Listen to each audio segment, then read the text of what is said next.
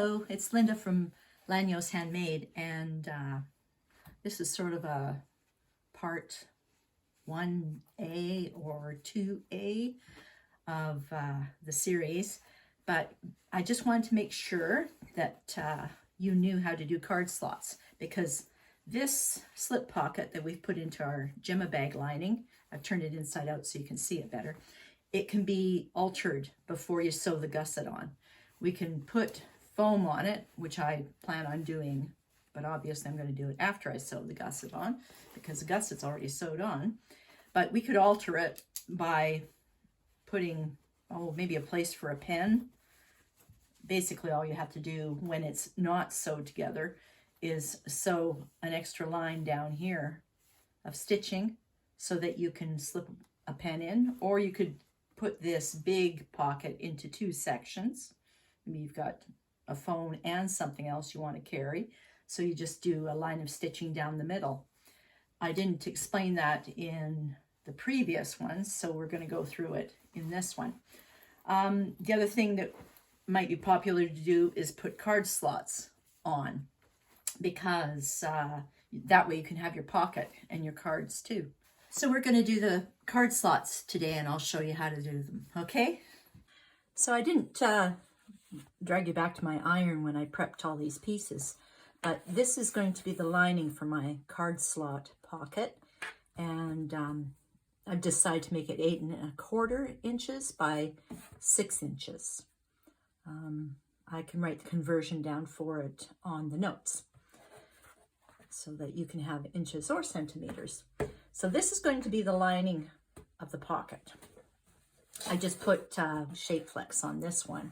I suppose you can use whatever lightweight stuff you like yourself. This part here, this is the card slot pockets. I've already ironed it, and I'll let you know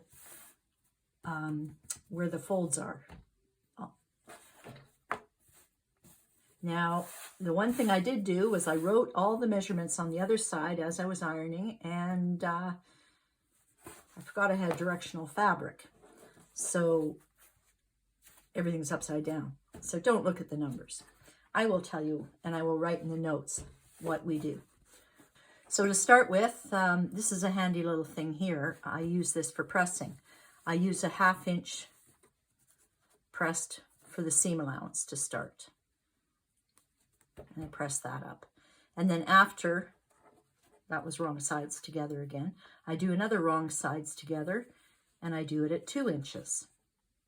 The next iron session is going to be on the right side, and it's going to be 1½ inches. So then we press it here. I got a little off the mark there, but that's okay. The next one's going to be the wrong side again. And that one is going to be 2½ inches. Now, of course, if I have this up, I won't be able to see, so I just put it up this way. Press it at 2½ inches. The next one again is going to be 1½ inches. So you keep alternating back and forth until you finish. This one here is going to be 2½ inches. And flip it over again. The next fold that you iron in is going to be at 1½ inches. And then the last one is at 2½ inches. And I always have an extra wide seam allowance at the top now, just in case there's some kind of little mix up in the ironing and the pressing. So basically this is what you end up with. You end up with 2 inches, 1½ inches to slide a card in. Then there's 2½ inches and 1½ to slide the card in. Your 2½ inches and your 1½ to slide the card in. And then whatever's left over, that's 2½ again, is your seam allowance. 1/2 at the bottom. And this, I guess, is about 1 inch at the top.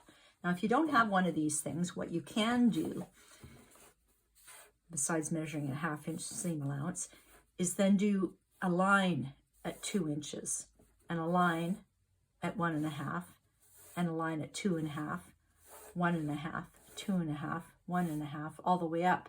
And then when you're at the yarn, you know on that line you have to fold it one way or the other. It's just like an accordion, back and forth and back and forth, right? Until you're done. Now I'm going to find the center of this. This is too short, obviously. Here is my ruler. I'm going to find the center of this. It's 8 1/4, so that's 4 1/8. And when I zigzag the edges, I'm going to keep the seam allowances open here because I still have to attach it to my pocket lining. I've got it pinned down and I've got my line marked, so I'm just going to go up and down this line just to hold it, and I'm going to zigzag around the outside. I want everything to be held tight. There, it's all sewed on now. These might be bigger because you've still got a 1/2 inch seam allowance, right? And if you put a card in here and it feels wobbly, later on we can always sew another line of stitching to make the pocket really tight.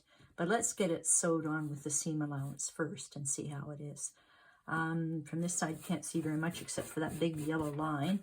From this side, you can see the zigzagging and the lines that I did. So here's my lining.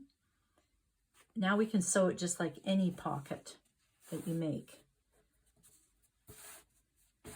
It sticks up on the top just because that's my margin for seam allowance, just in case. But I'm going to pin it on first to make sure it fits really well. Here's my lining, and I've pinned it on to my card slot side, and right sides are together.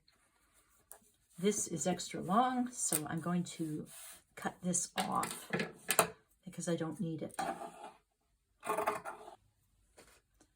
When I sew this on, this is the top and this is the bottom. So I'm going to leave the bottom open and just sew around here and then zigzag. And it's going to be a 1/2 inch seam allowance. There, so I've sewed it around with the 1/2 inch seam allowance and I've trimmed off the corners. I think I'm going to zigzag it now. And I've left a big hole so I can turn it. There, zigzagged. Maybe it's just me, but I like having the opening in the bottom of pockets. The top seems to have too much friction on it, and I would prefer it be a nice seam on the top of the pocket. So we'll get this turned and then we'll go press it. So now I've pressed it and I'm going to top stitch all the way around, and then I'm going to try some cards in here. And if they're too loose after the top stitching, I can sew another row of stitching along here to tighten them up. But let's do the top stitching first. I'm going to use my edge stitch foot for this one. I have to move my needle to the far left position so it sits really close here. But it'll do a good job of going around the edges. The other thing about this is upholstery fabric and this is a canvas, and they're kind of heavy, so you have to be careful when you're doing card slots because you've got so many layers in here that you know, it's going to be pretty thick for your machine to go through by the time you're finished. But mine's okay with this. I've done it before. So our top stitching is done. You have to remember, I almost forgot, to check your bobbin. Make sure your bobbin color is the same as the bottom and your thread on top is the same color as your top, because now everything you do is showing through. I did sew this over again because I thought I would like to have the pocket lining attached in the middle too, just in case it got too floppy. So you'll see one line of stitching down the middle here. The pocket slots fit well. I just went over the same stitching that was there before.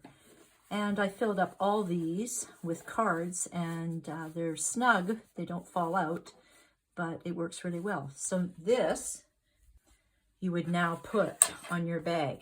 So instead of putting on a slip pocket like this, you would put on one of these.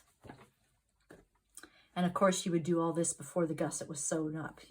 You always make sure that you do your front and your back of your lining and of your bag before you put it together, because after you put it together, you'll never get in there again. When you sew it on, I do my little anchor here, as I said in the previous video, and my little anchor there, and leave the top open, and then you'll have a pocket, but you'll also have a place for your cards. So this is the end of part 2A of the Gemma Bag Sew Along. Thanks for watching. I'll see you next time. Don't forget to subscribe and like.